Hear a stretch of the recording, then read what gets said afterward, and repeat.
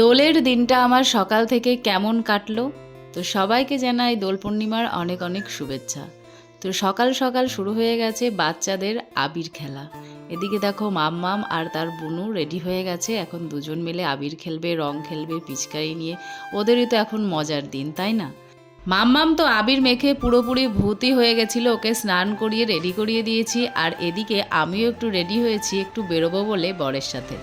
তো দেখো তিনজন মিলে বেরিয়ে পড়েছি, গেছিলাম আমাদের এখানেই বসন্ত উৎসব হয় সেখানে। মাম্মামকে নিয়ে যাইনি, ওখানে গিয়ে সবাই মিলে একটু আবির খেললাম, রং খেললাম। তো এসে দেখি সমস্ত প্রোগ্রাম হয়ে গেছে, সব নাচ গান সব কিছুই কমপ্লিট। তো গিয়ে আমরা ওখানে একটু গান চালালো, আর এদিকে দেখো আমার বর নাচতে শুরু করেছে। তো আমি যেই ক্যামেরাটা অন করলাম, ওর নাচ পুরোপুরি বন্ধ হয়ে গেল। আর এদিকে সবাই নাচ গান করছিল, তো ওখান থেকে বেরিয়ে আমরা চলে আসলাম।